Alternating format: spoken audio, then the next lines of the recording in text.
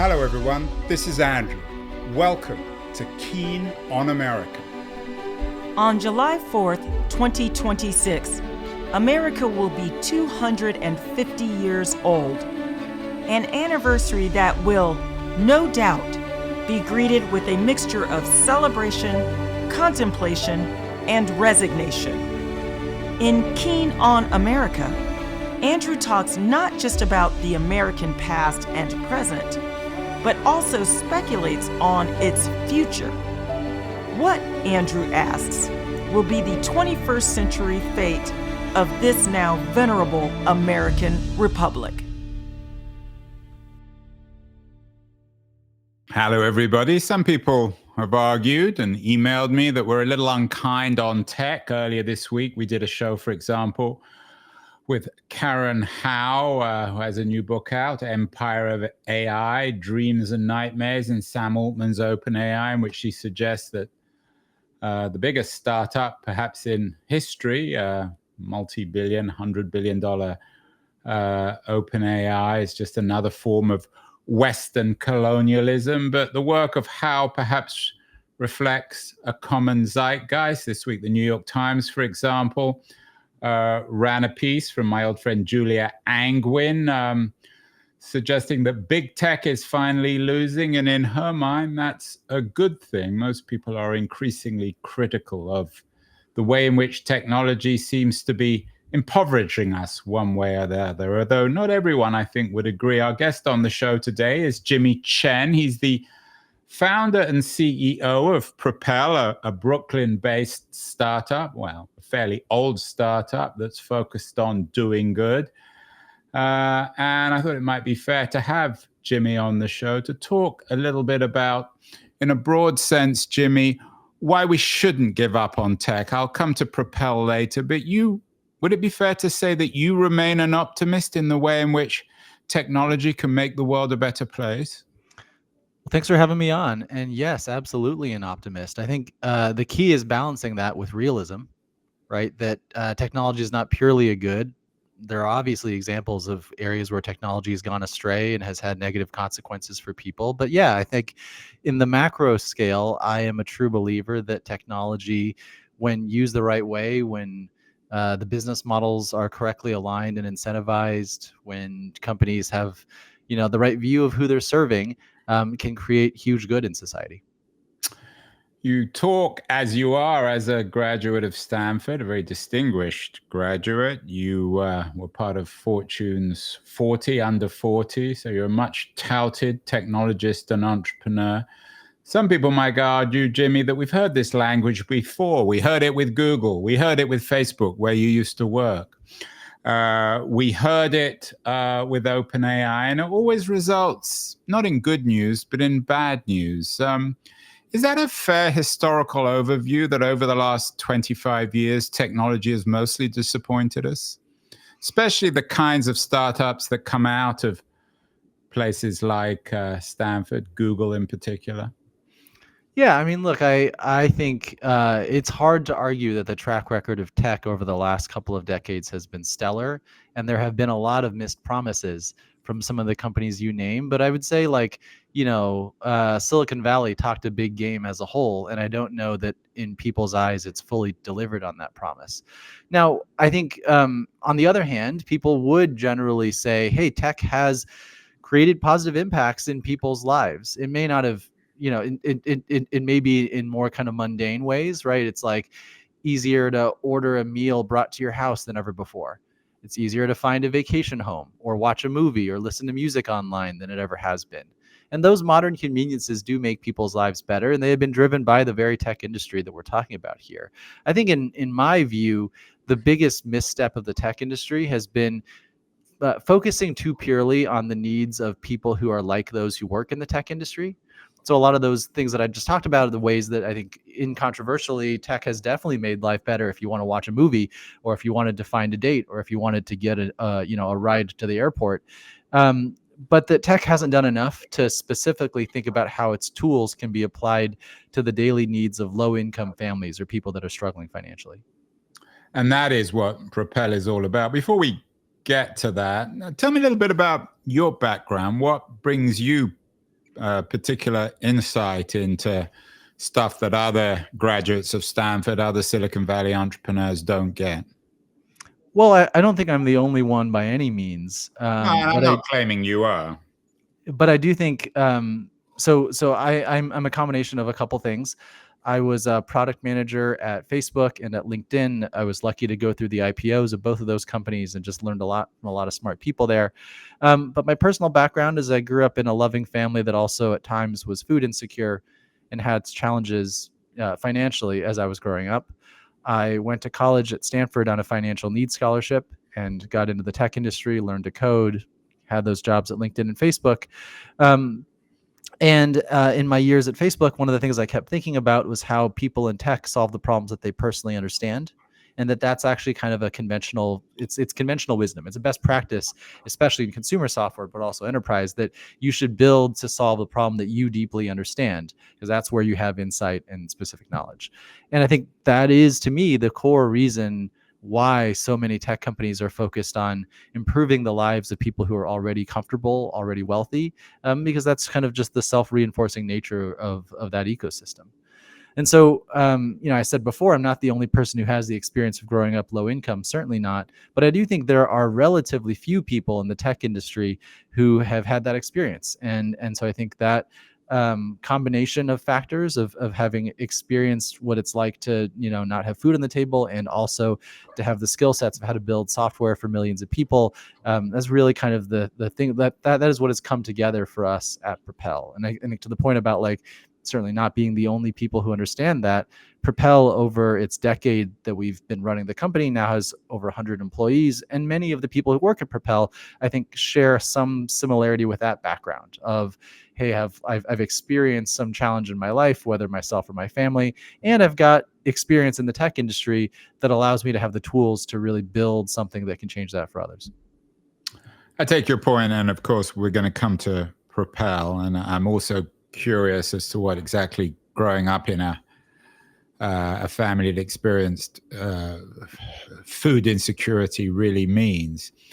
But I do have to come back at you, Jimmy, on this Facebook question. I mean, you say that the founders reflect their own values, which I'm sure is true. It's true of all of us. Mark Zuckerberg is the son of a New Jersey dentist. I'm not sure what the values of New Jersey dentists are, but he's certainly disappointed many people over the years with his self-interest, his claim to be benefiting all of humanity when he's clearly only benefiting himself. You were at Facebook. Is Facebook Exhibit A in terms of the self-interest of these big companies? In other words, people like Zuckerberg, or not people, Zuckerberg himself, really only says what he needs to in order to pursue his own interests, and he'll use morality for his own benefit.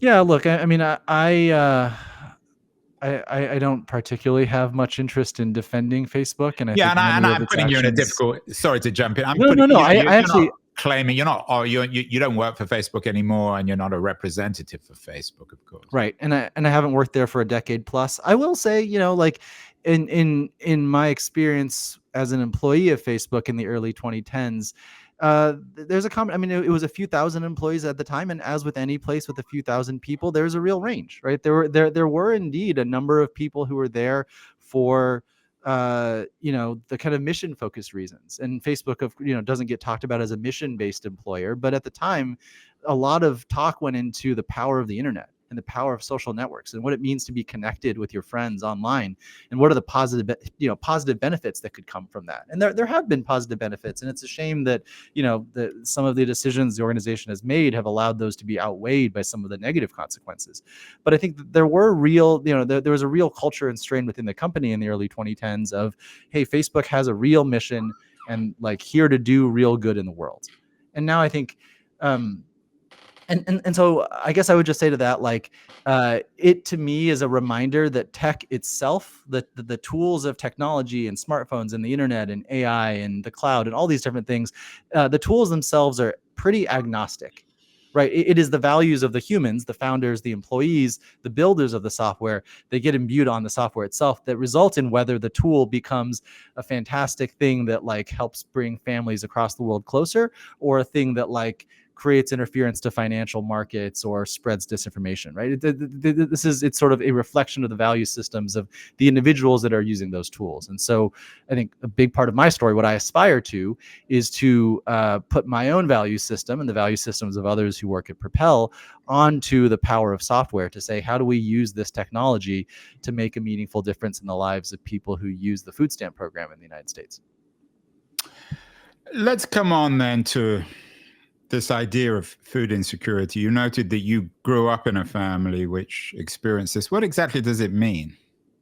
Yeah, it just means that a common awareness that like food is limited, and that like my experience growing up was I like rarely didn't get enough to eat, but I remember sometimes my dad would not eat dinner with the family and I didn't know why, and it turned out it was because he was waiting to see how much food was going to be left so he could decide if he could have dinner or not. It was like those types of things, and it helped me as an adult understand the sacrifices that my parents made so that my brother and I always had food on the table.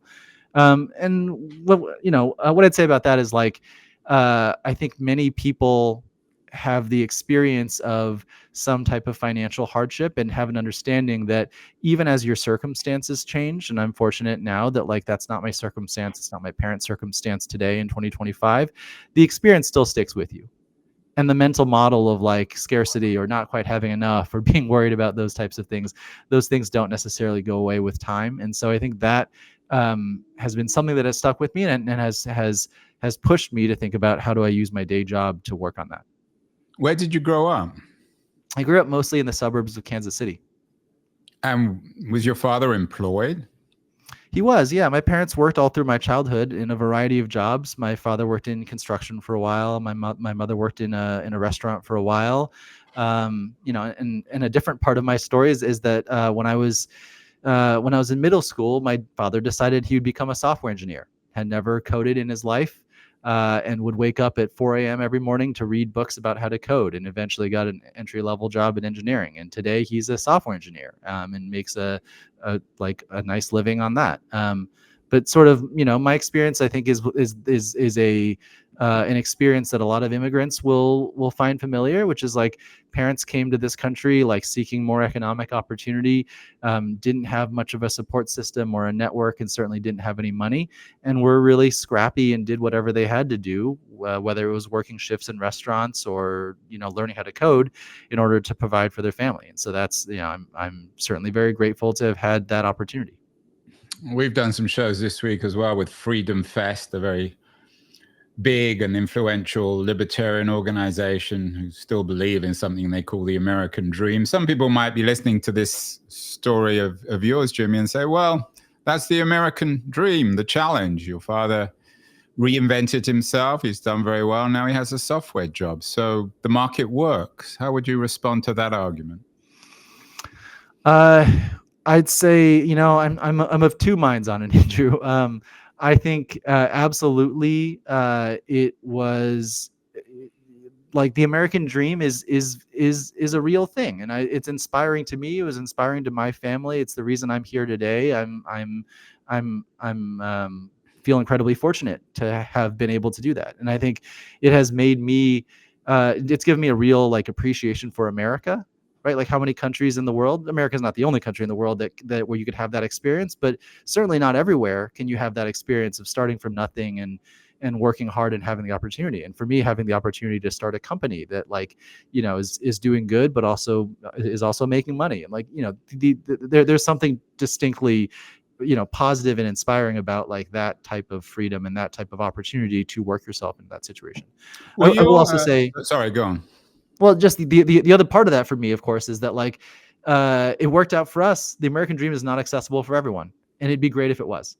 It'd be great if the American dream was equally accessible for everyone, regardless of their race or their gender or all sorts of different types of things that can make it harder for people to access that same level of opportunity.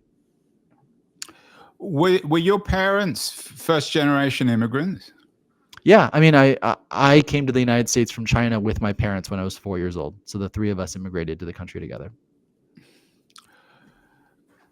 When I hear the story, Jimmy, I haven't experienced this kind of food poverty either as a child or a parent, but it must have been incredibly humiliating for your parents and for your father in particular as the main provider. Have you ever talked to him about the experience of what you went through? I mean, he's obviously well aware of what you're doing now, and he's heard your personal story and narrative. Has he talked to you about the humiliation of not being able to provide for his kids in terms of food? Yeah, I mean, look, that's not a word that he's used, but I think And I every don't mean it in a person. pejorative sense. I don't mean it to be critical of him. Yeah, I think every person wants to provide for their kids, and that was true for my parents when I was growing up. It's true for the millions of people who use the Propel app and who get, food stamp benefits in order to put food on the table. I think it's a universal thing that people feel a sense of obligation to provide for their kids, especially around basic things like food and shelter. And so, yeah, I think anyone would feel pressure to do that if you weren't able to do that consistently. I think that would be a great source of stress. We've done a number of shows actually on food stamps. It's a term that people throw around. A lot of people don't know what it means. What exactly is a food stamp? Yeah, the term that is official for the program is actually called SNAP, the Supplemental Nutrition Assistance Program, but they're more commonly known as food stamps, as that was the original name for the program. So when the program first came about, people who were low income, below a certain threshold of income and assets for their family size, would actually receive these kind of paper stamps, and they kind of looked like Monopoly money, and you could exchange them for food at a grocery store. Um, a few decades ago, the EBT card was rolled out, and that replaced the physical food stamps. So it is a debit card that is issued by state governments, where your food stamps are loaded electronically, and every month, your food stamps are reloaded onto this EBT card. So as of 2025, there are no paper food stamps any longer. Every state is distributing these benefits on EBT cards, and a lot These of what are we physical do, cards, like a credit card. yeah, that's exactly right. A lot of what we do at Propel is modernizing the experience of the EBT card and making it feel similar to any other debit or credit card that someone might use. And then what are the numbers? Two numbers in particular. How much do you have to earn or not earn below to qualify? And secondly, how many people are on food stamps in America today in 2025? There are many rules around eligibility for the program, but by and large, it's 130% of the federal poverty line. And how much is that? It actually depends on your household size. So for a family of four, the cutoff might be something around $37,000 per year.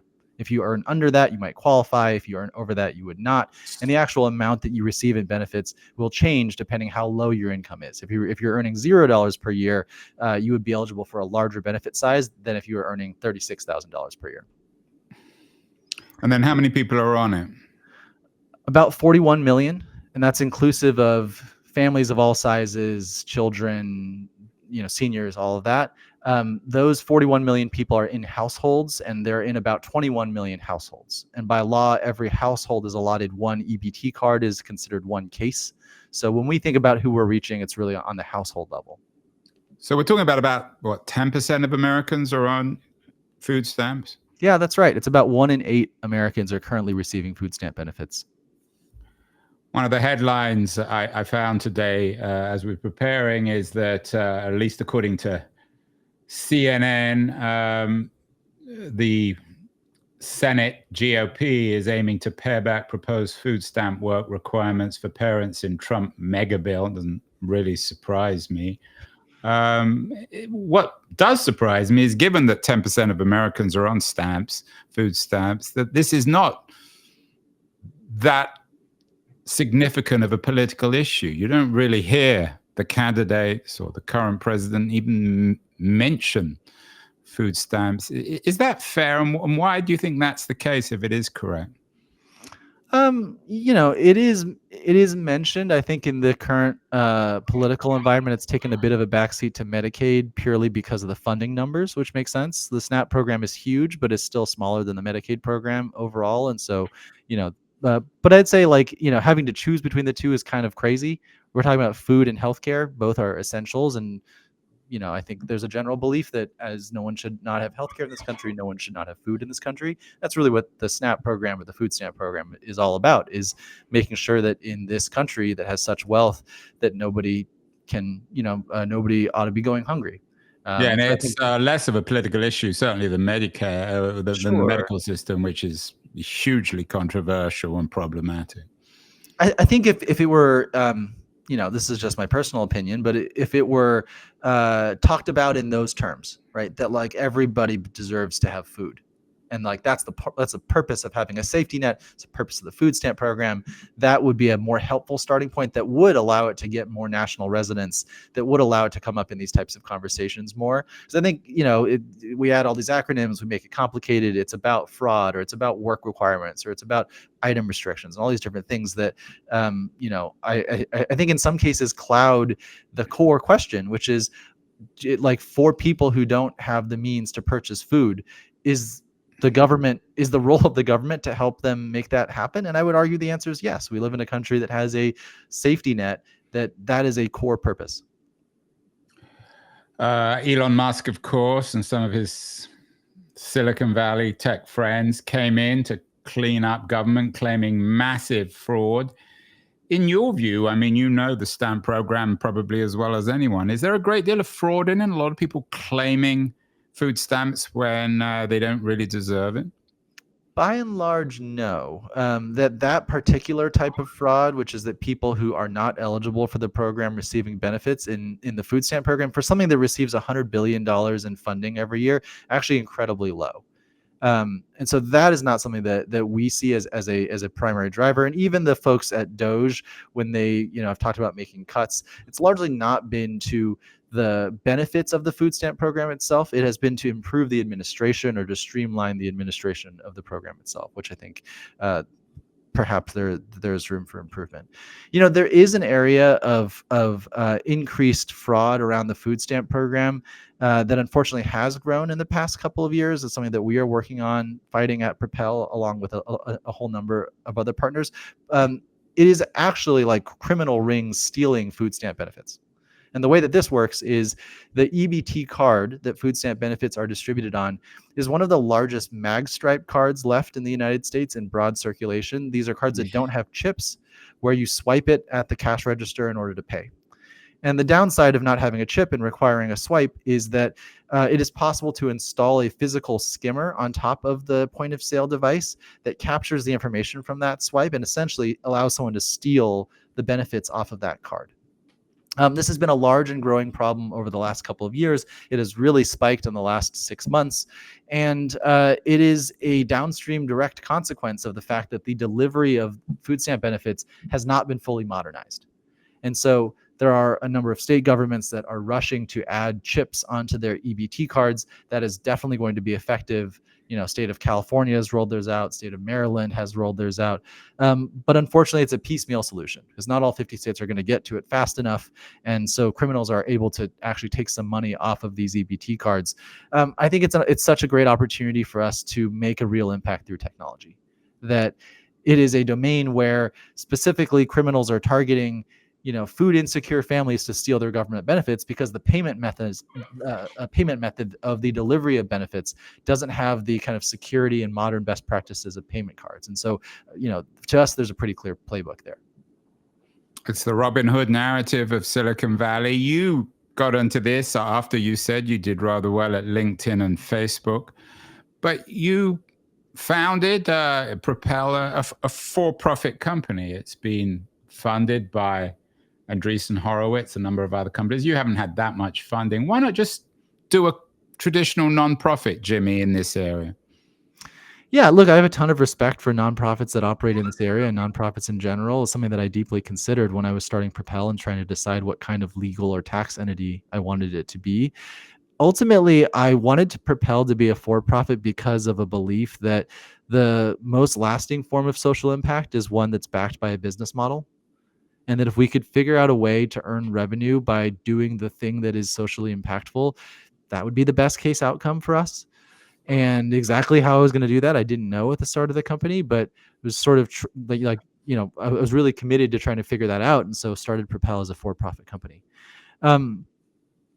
I still to this day believe that there's an opportunity for profit companies to create a lot of social good. And I think there is a perhaps mistaken view that for-profit companies can only care about money and they like can't possibly have a social impact, and that people have to start nonprofits or do philanthropic work in order to have a positive impact. I would argue that actually, I think in many cases, for-profits and tech companies in particular haven't felt enough responsibility to think about the society that they operate in, or the social impacts or the downstream consequences of their work. And that's partly why we get a lot of the kind of negative examples of big tech, the externalities and the companies that are not being thoughtful about their consequences. And so I think, for me, one antidote to that is to be a company that is very thoughtful, that is very conscientious about its impact, and that has impact and mission at its core, even as a for-profit company. That's what they all say, Jimmy, though. I mean, if I had Sam Altman on the show, he'd be saying the same thing. And Sam Altman is caught between these two ideals, the promise of saving humanity from AI and the promise of making unimaginable fortune out of AI. Why, and I don't know you enough to question your morality, but why should non-tech people believe the Sam Altmans and the Jimmy Chens of the world? If you're in these for-profit companies, and if your companies do well, you'll make unimaginable fortunes. Maybe not so much yourself, but certainly the case with Sam Altman. Yeah, I mean, look, if I had wanted to make unimaginable fortunes, I would not have started a food stamp software company and spent the last 11 years of my life trying to build this venture in that way. There are just easier ways to make money, right? I started this particular company and do this work because I believe in it, and because I think there's something to be gained from building a sustainable business that does it, rather than just an organization that subsists either on government grants or on philanthropic funding. And again, I don't know Sam Altman. I don't have any particular comment about him or his motivations or what OpenAI is up to. I would say,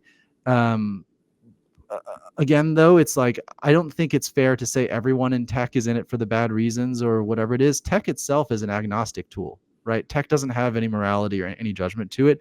It is a vehicle by which we get to decide, do we want to use this thing for good or use it for bad?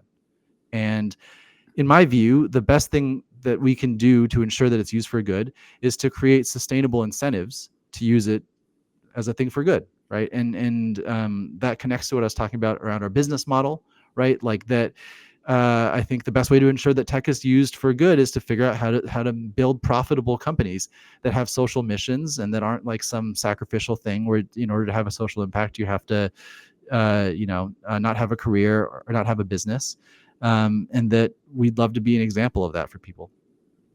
I'm not sure everyone would agree that tech is neutral. A lot of AI's critics, people like Karen Howe, I think, believe that morality values are built into this new generation of technology. But leaving that aside, what exactly then does Propel do? You said that the food stamps are given out by states on a monthly basis to enable poorer families to feed their kids and themselves. What was missing? What was both the moral and the business opportunity for you at Propel? Yeah, it's actually like even more mundane than any of that stuff. So when I started the company back in 2014, we started it through this nonprofit called Blue Ridge Labs in New York City.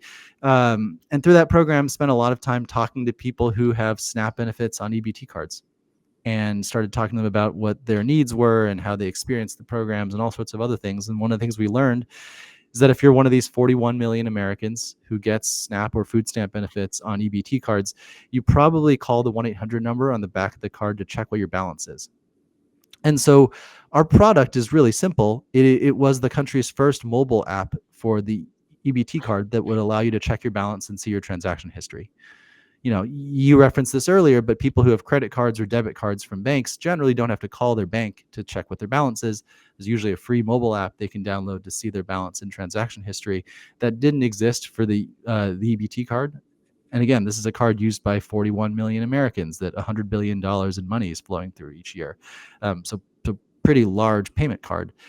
And so that's how we got started, was trying to solve that problem. And is that problem alone going to solve poverty or have this incredible social impact? No. It was going to help people who have EBT cards save a few minutes of time and add a little bit of convenience to the EBT card.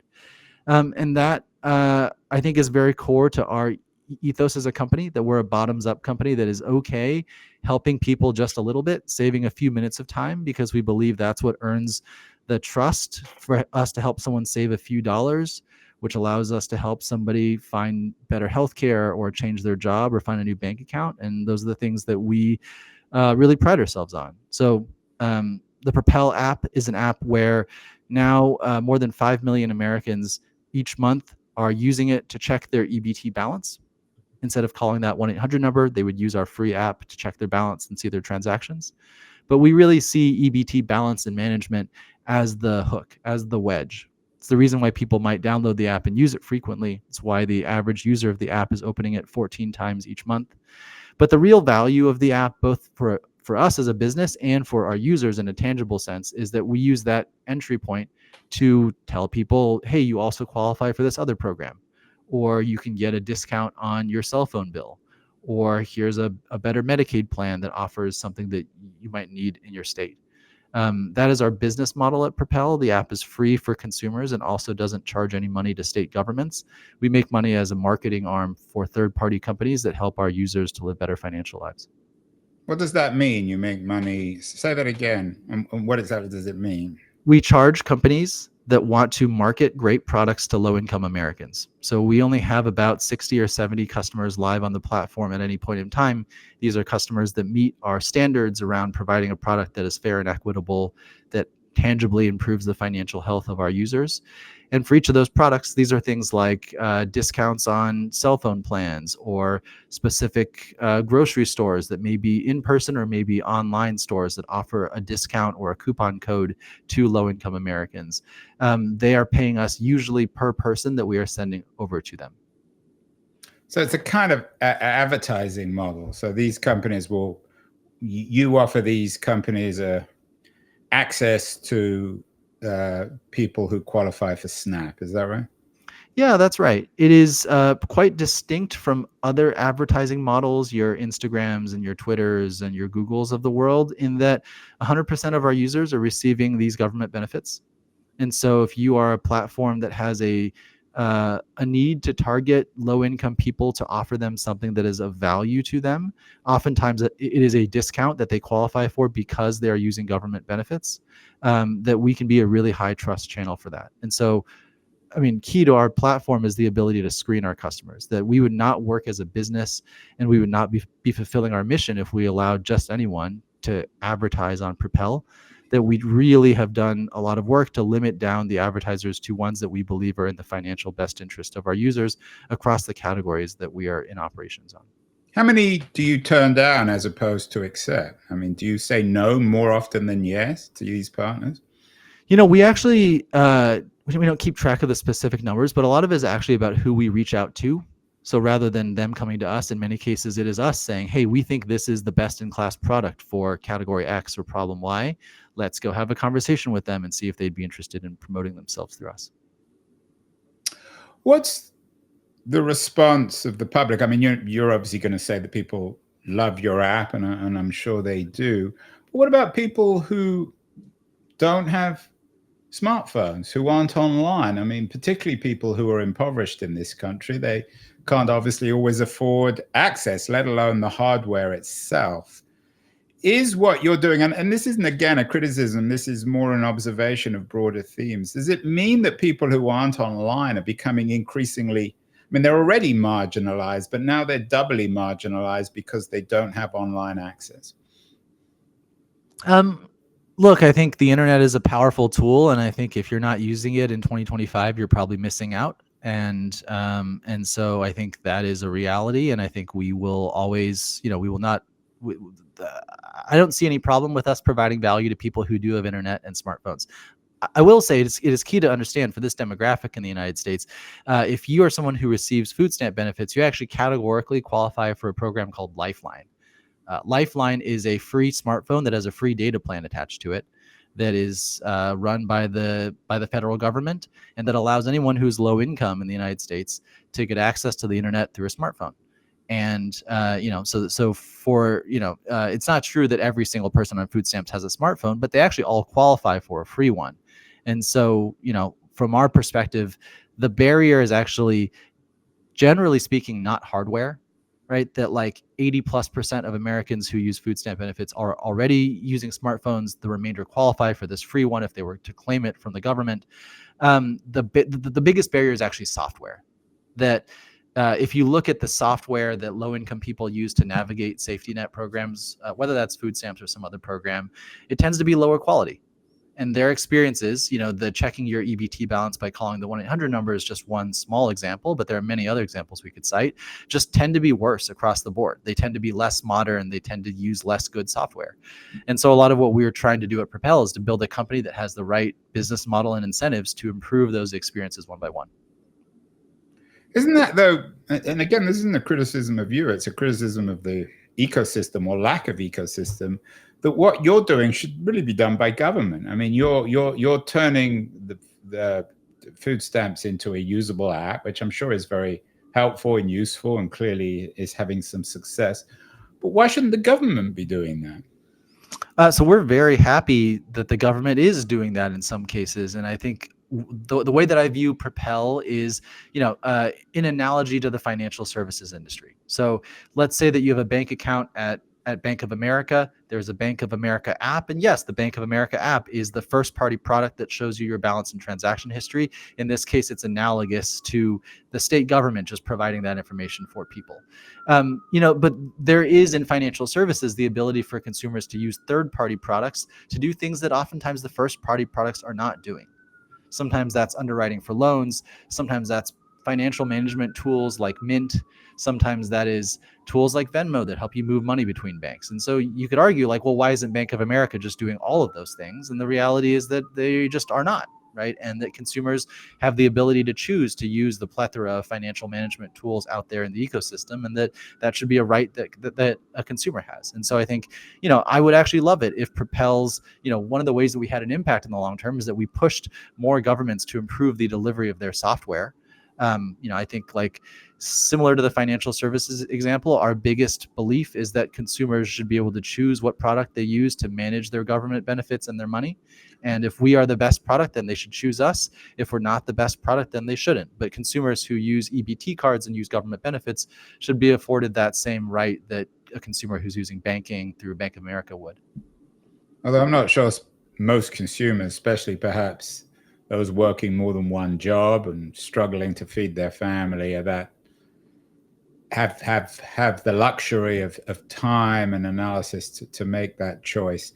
It's not that hard to make that choice. You look up the App Store and you look at what app has however many ratings. You can make the choice in 5 seconds. So you're totally right that these consumers are strapped for time and money. But I think these consumers very much appreciate the ability to choose, and it's not that complicated to choose based on those kind of key metrics. Jimmy, your former boss, Mark Zuckerberg, famously said, "Move fast and break things." All startups are breaking something. There was a New York Times piece from a few years ago saying that one of the people who were one of the groups that are resisting what you were doing is a food stamp giant. And then there was a Fast Company piece that suggested that startups like your own are slaying Silicon Valley sacred cows. Who have you pissed off?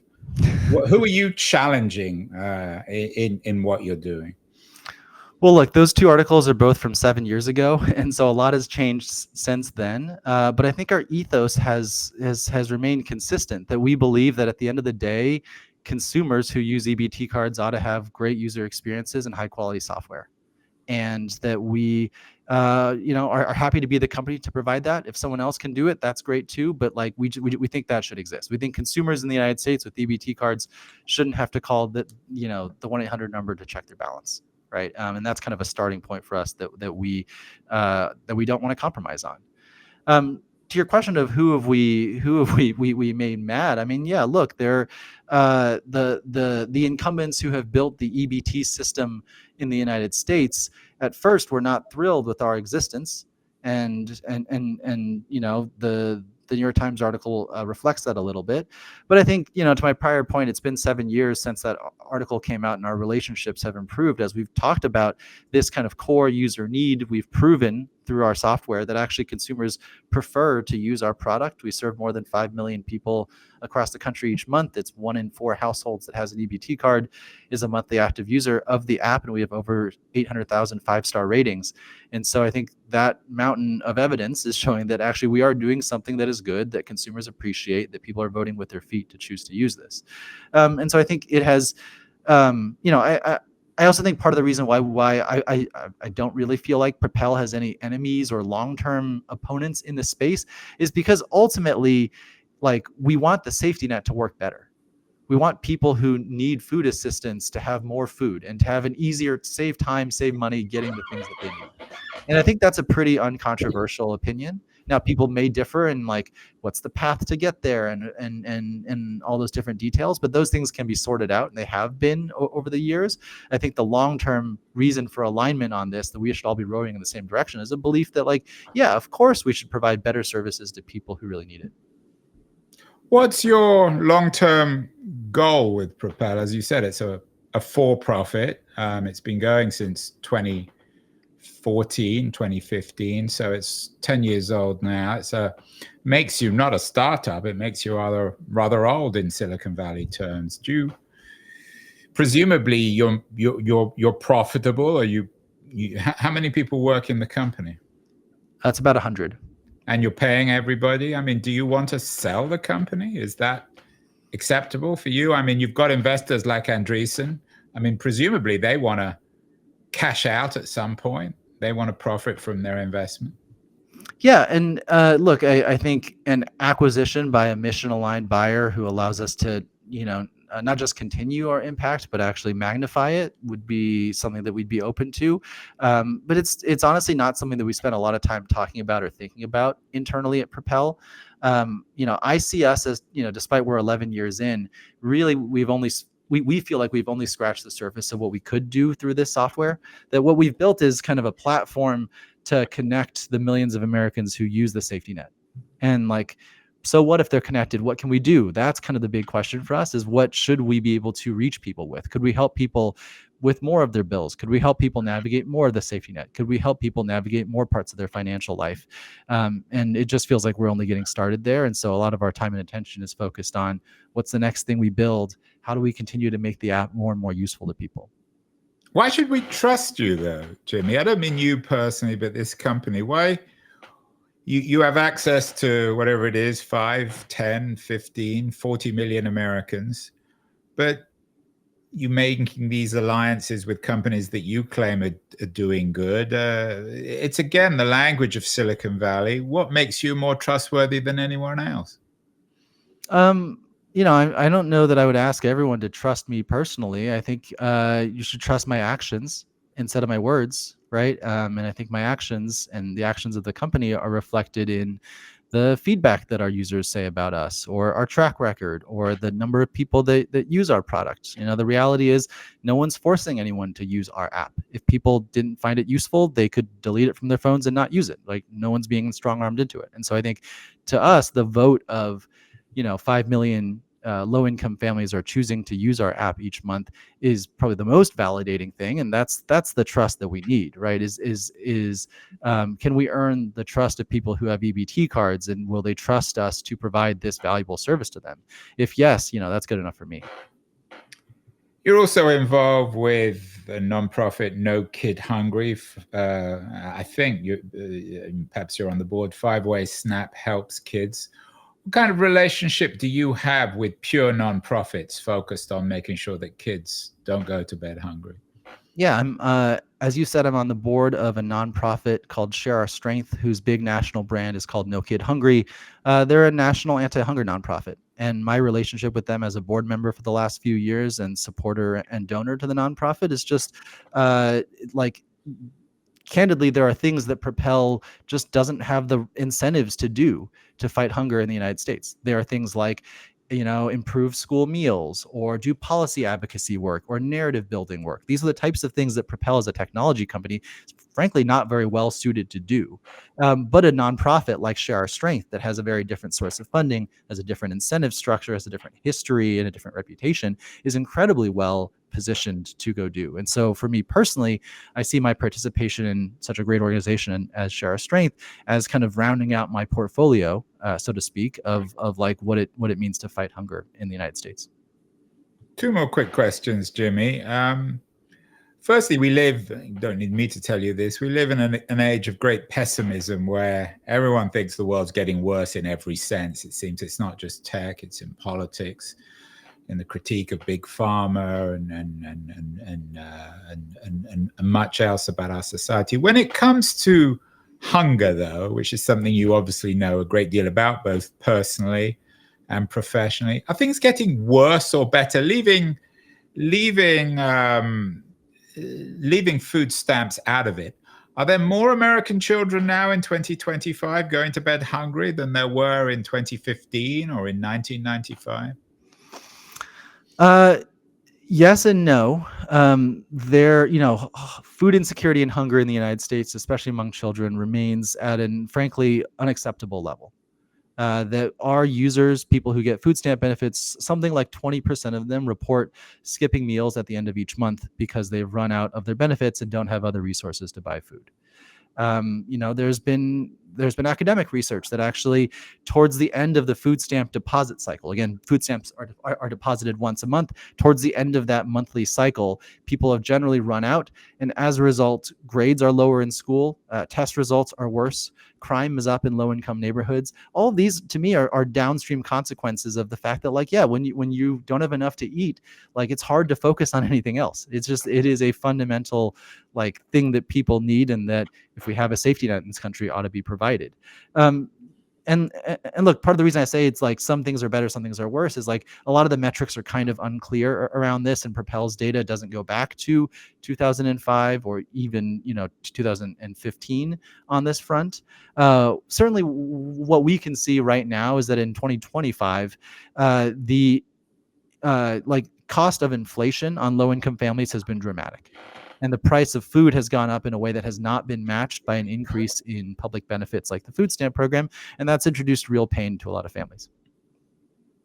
And then, of course, there's RFK Jr. And his narrative about the crisis of obesity and the poor eating habits of poorer Americans and perhaps even children. How does that play in? Is that a parallel problem, or is it all connected? I think it's all connected. Look, I think it starts from the very simple fact that if you don't have enough to eat, if you're hungry, if you're skipping meals so your kids can eat, the health, the nutritional benefits of the food is kind of a secondary concern. It's hard to prioritize, eating kale and spinach when you just don't have enough to eat, period. And so I think to me, that's an important order of operations in solving these problems. It's not that nutrition and healthy eating is not important. It absolutely is. Obviously, it has downstream consequences on healthcare and the healthcare system in the U.S. and all sorts of other things. But I would suggest that to me, the most important thing is let's make sure people have sufficient quantities of food to eat, and let's make sure that we are properly funding the programs and properly able to deliver those programs in order to make sure that people don't have to make these terrible choices. Finally, Jimmy, let's go back to where we started on the role of technology in making the world a better or worse place. You're clearly an optimist, not just in terms of Propel, but more broadly. As technology becomes more ubiquitous, as we have AI, as everyone, for better or worse, is online with these devices, and perhaps eventually we'll get chips in our eyes or our arms, what's the best case for not Propel, but more broadly American society in the mid part of the 21st century in terms of our collective relationship with technology and how it can make America and the world a better place? Easy final question. Oof, yeah, it's a big one.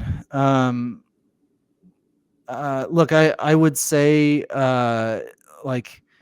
some combination of regulation and business incentives and people understanding what it means to go too far on technology. When I say too far, I mean like some of the downstream consequences of excessive smartphone use on teenagers, or social media on teenagers, or AI alignment issues, right?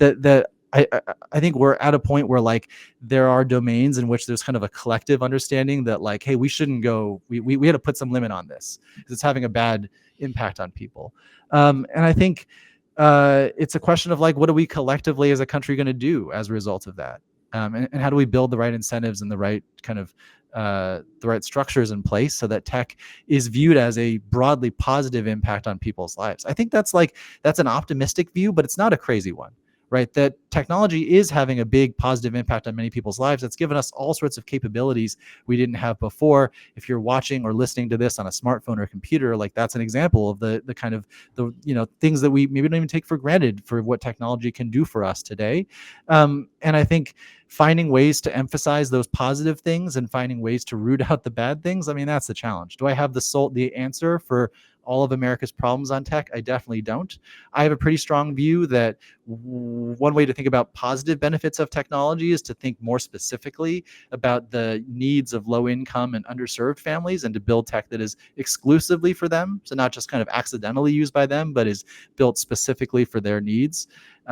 We are doing that at Propel. We're obviously not the only company doing that either, but I certainly wish more companies would think about how low-income consumers could benefit from modern software, and that can help to push the tech industry towards caring more about having a social impact, being responsible citizens. Well, Jimmy Chen, founder and CEO of Propel, very interesting. I don't know if we would want to call it, Jimmy, a startup, a mature company working on making sure that, or helping families put food on their table by shall we say, digitalizing or making food stamps more accessible. Congratulations to Jimmy on the company, on its success. And I appreciate your putting up with my obnoxious questions. Thank you so much. Thank you so much for having me.